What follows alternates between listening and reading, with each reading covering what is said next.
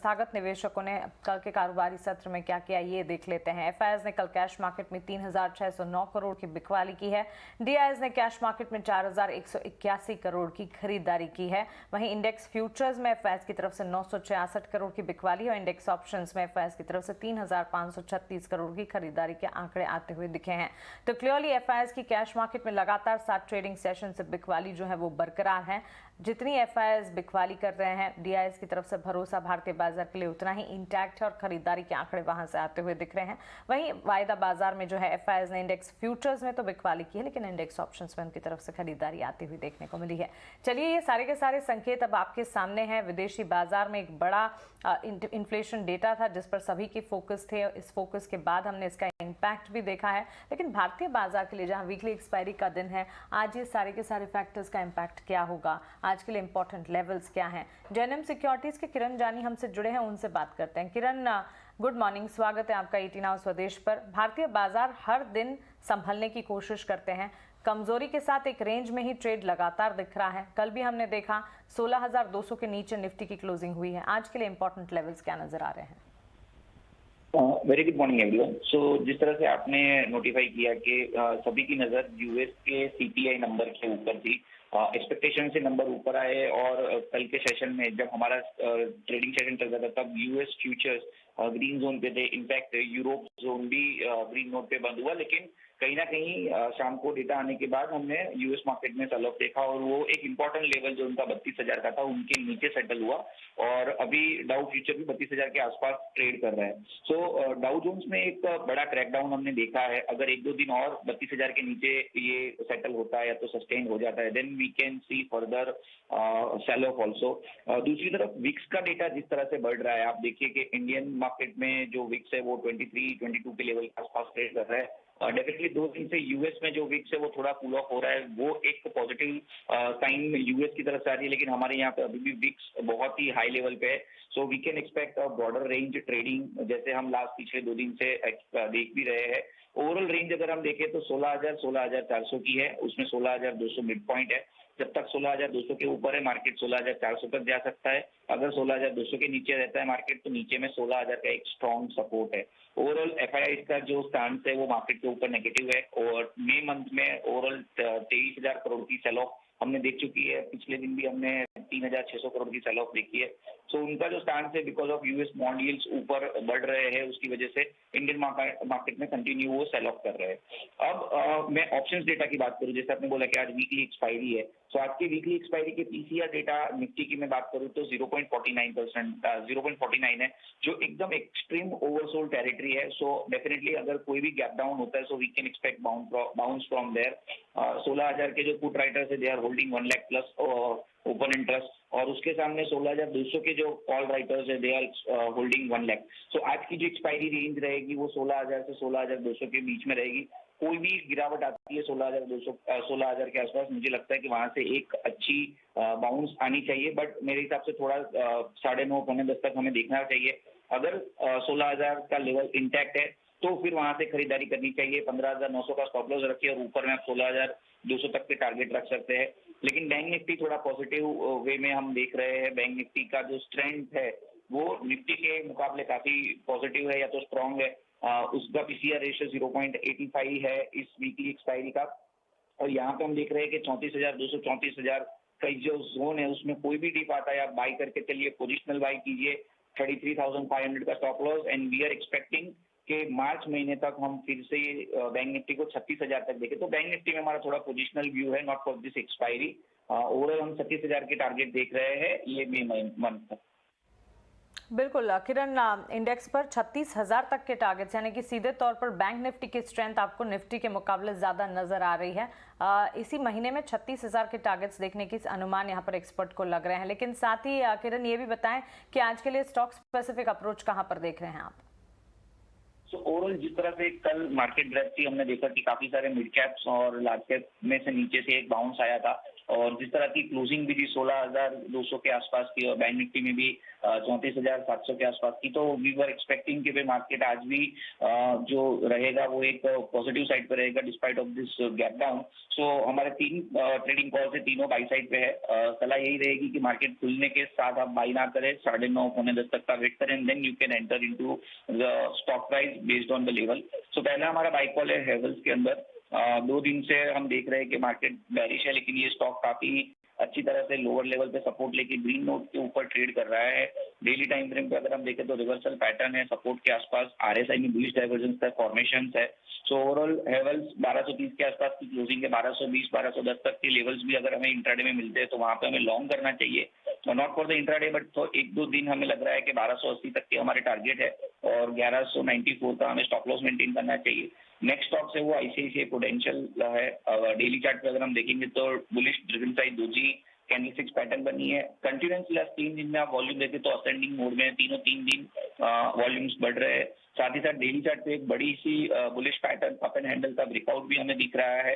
सो ICICI prudential 508 500 के बीच में हमें लॉन्ग करना चाहिए। ओवरऑल टारगेट हमारा 530 का है और स्टॉप लॉस के लिए आप 494 मेंटेन कर सकते हैं।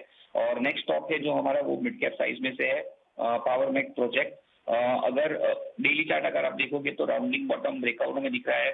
2-3 दिन से प्राइस बॉलिंजर बैंड के ऊपर है, तो यहाँ पे एक अपसाइड वोलेटिलिटी हम देख रहे हैं। लोअर टाइम फ्रेम पे आरएसआई भी बुलिश डाइवर्जेंस दिखा रही है।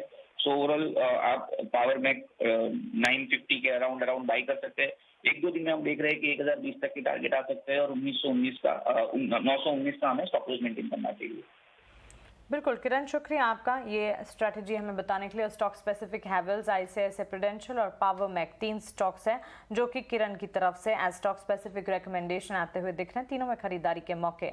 इस बीच हमारे पास कुछ और ट्रेडिंग कॉल्स भी आई हैं। ब्रजेश सिंह ने ये ट्रेडिंग कॉल्स भेजी हैं, उनकी तरफ से भी 3 कॉल्स हैं, लेकिन 2 बिकवाली के और 1 खरीदारी की आई है। आरती इंडस्ट्रीज में बिकवाली की राय। ब्रजेश का मानना है कि यहाँ पर 720 के टारगेट्स आपको देखने को मिल सकते हैं। गिरावट हावी होती हुई दिख सकती है। 760 का एक स्टॉप लॉस आपको लगाना है। सेल कॉल्स इनिशिएट कीजिएगा। वहीं सिंजीन इंटरनेशनल, यहाँ पर भी बिकवाली की रणनीति आती हुई 520 के टारगेट्स को मानकर चले, 555 तक का स्टॉप लॉस यहाँ पर भी आपको लगाना होगा। और नवीन फ्लोरिन में खरीदारी की राय ब्रजेश की तरफ से आती हुई यहाँ पर 4055 के टारगेट्स को मानकर चले, 3885 का एक स्टॉप लॉस लगाएं। तो चलिए, अब कुल मिलाकर आपके पास 6 कॉल्स हो चुके हैं, जिसमें से 4 खरीदारी की हैं, जो कि हैवेल्स, आईसीआईसीआई प्रूडेंशियल और पावर मैक, साथ ही नवीन फ्लोरिन है और साथ ही बिकवाली की कॉल्स आरती इंडस्ट्रीज और सिंजीन इंटरनेशनल पर आती हुई दिख रही है। चलिए आगे बढ़ते हैं और कल बाजार बंद होने के बाद कौन सी कंपनियों के नंबर्स आते हुए दिखे, खबरों वाले शेयर्स कौन से हैं, ये सब विस्तार से समझते हैं। बताने के लिए शरद हमारे साथ जुड़ गए हैं। गुड मॉर्निंग शरद, करिए शुरुआत। Good morning Mansi. तो सबसे पहले बात करेंगे आपके हिंडाल्को की, आम नोवेलिस की। ओवरऑल देखा जाए तो broadly inline set of numbers आए हैं। रेवेन्यूज़ में लगभग 34% का ईयर इन ईयर ग्रोथ देखने मिला है। कि जो एडजस्टेड एबिटा है यहाँ पे लेकिन 15% का जो है मार पड़ा है, क्योंकि ऑपरेशनल कॉस्ट में जो है थोड़ी सी इम्पैक्ट पड़ी है। लोअर टैक्स रेट के कारण पैट में जो है अच्छी उछाल देखने मिली है। और जो FY23 की आउटलुक है उस पे जो है 2 इंपॉर्टेंट पोर्शंस कंपनी ने कहे हैं। सबसे पहला है कि जो मार्केट डिमांड है वो अभी भी ब्रॉडली फेवरेबल है, हालांकि कूल ऑफ होने वाले हैं प्राइसेस। और जो पहला जो क्वार्टर है FY23 का, वहाँ पे एडजस्टेड एबिटा पर टन जो है वापस $500 प्रति टन के लेवल्स पे जो है वापस आ जाएगा। तो एक टाइप से कह सकते हैं कूल ऑफ जो है मेटल स्पेस में देखने को मिले, तो वो जो है पर्कुलेट कर रही है आपकी कंपनी में। इसके अलावा जो है 2 अहम स्ट्रॉन्ग नंबर्स के बारे में बात करेंगे। सबसे पहले BSC है, यहाँ पे जो है रेवेन्यू में लगभग 34% का उछाल देखने मिला है और पैट में ऑलमोस्ट 130% का ग्रोथ देखने मिला है। आप याद रखिए ट्रेडिंग और आपके जो कह सकते हैं कि बहुत सारे एंसिलरी एक्टिविटीज़ है, ये जो है आपके जनवरी टू मार्च पीरियड में बहुत ज़्यादा लेवल्स पे देखने मिले, हालांकि अब जो है वो कम हो गए हैं। लक्ष्मी मशीन वर्क्स जो है आपके इंडस्ट्रियल थीम में भी स्टॉक अच्छा परफॉर्म किया है, 46% रेवेन्यू ग्रोथ और मार्जिन्स में भी 263 बेसिस पॉइंट्स का ग्रोथ देखने मिला है।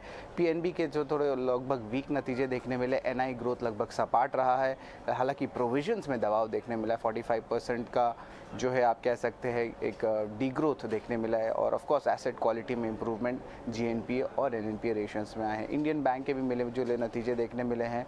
नेट इंटरेस्ट इनकम जो है आप कह सकते हैं लगभग 27% भागा है और आपके प्रोविजंस में जो है थोड़ी सी कटौती देखने मिली है, लगभग 23% की। पेट्रोनेट एलएनजी फोकस में रहेगा, यहाँ पे वीक नंबर्स देखने मिले हैं। रेवेन्यू में भी जो है 11% का डाउनटिक देखने मिला है। एनसीसी जो है आपका इंफ्रा स्पेस में, यहाँ पे रेवेन्यू ऑफकोर्स 23.5% का ग्रोथ देखने मिला है, क्योंकि सीजनली स्ट्रॉन्ग क्वार्टर होता है इंफ्रा कंपनीज़ के लिए फोर्थ क्वार्टर।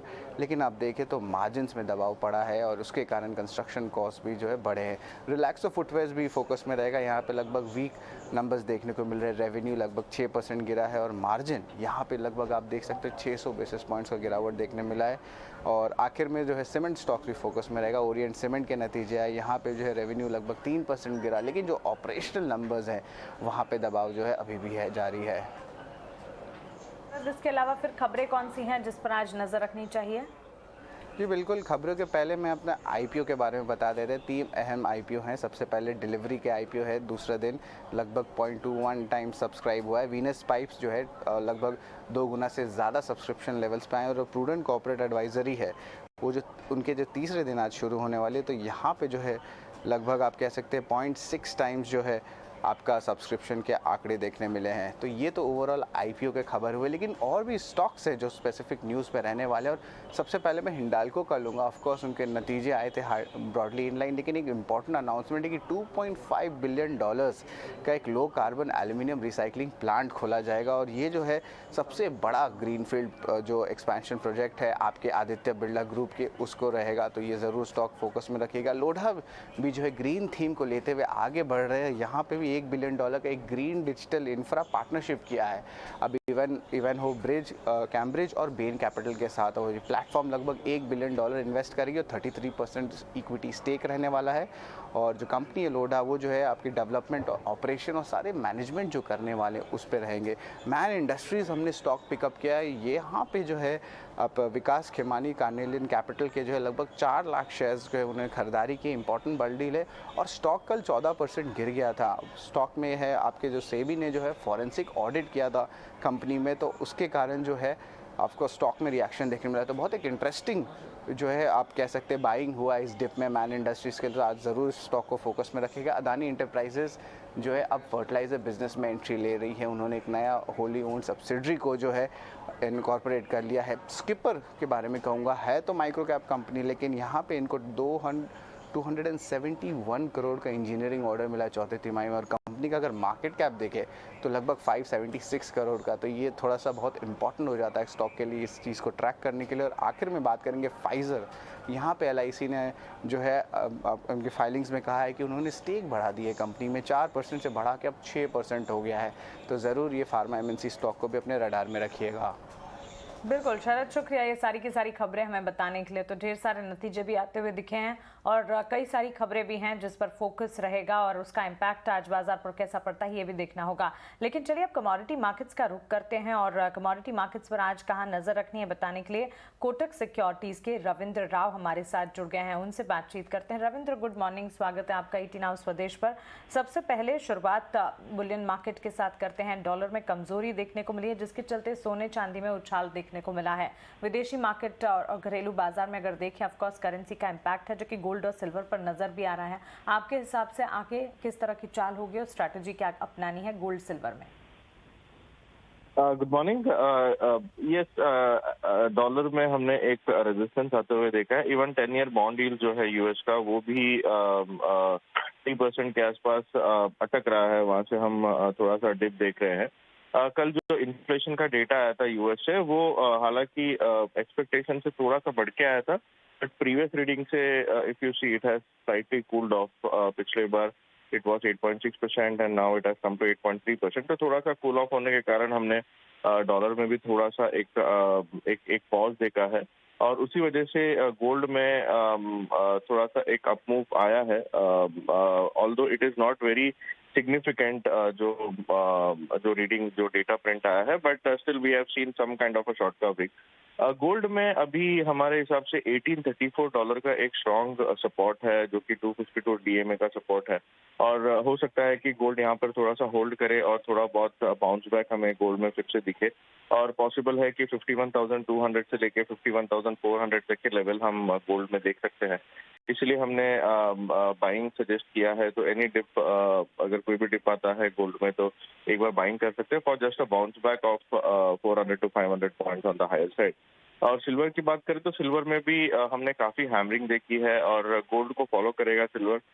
तो उस लिहाज से सिल्वर में भी थोड़ा सा एक पॉजिटिवनेस दिख रहा है। तो हो सकता है कि सिल्वर के प्राइसेस भी 61,500 से 61,600 तक जाए। तो सिल्वर में भी आई थिंक 59,800 का एक स्ट्रॉन्ग सपोर्ट है अभी। तो अगर कोई भी अच्छा खासा डिप आता है नीचे में तो एक बार बाइंग करके जा सकता है। आई थिंक एक शॉर्ट कवरिंग रैली पॉसिबल है दोनों गोल्ड सिल्वर में, इसलिए डिप में बाइंग की स्ट्रैटेजी होनी चाहिए। ओके, गिरावट में खरीदारी के मौके बुलियन मार्केट पर बनते हुए, लेकिन इस बीच रविंद्र जी कच्चे तेल में भी वापस तेजी लौटती हुई दिखी है। हालांकि यूरोपियन यूनियन की तरफ से रूस के इंपोर्ट पर बैन की आशंकाएं भी आती हुई दिखी हैं, जिसका असर हम क्रूड पर देख रहे हैं। क्या लगता है ये खबर, और इसके अलावा क्रूड को क्या इम्पैक्ट कर रहा है? बिल्कुल, आई थिंक रशिया यूक्रेन को लेके अभी भी क्रूड एक सपोर्टेड जोन पर है। और रशिया ने नया सैंक्शंस लगाया है यूरोपियन यूनियन के कुछ कंट्रीज में। तो उस वजह से भी क्रूड को एक सपोर्ट मिला है और क्रूड को हमने ऑलमोस्ट 5% ऊपर जाते हुए देखा है कल के सेशन में। यस, ईयू ने अभी तक कोई डिसीजन नहीं लिया है on banning Russian oil and gas. वो एक अगेन वो एक बैकग्राउंड में वो एक चिंता है। और अगर वो हो जाता है तो फिर क्रूड फिर से एक पॉजिटिव जोन में चला जाएगा।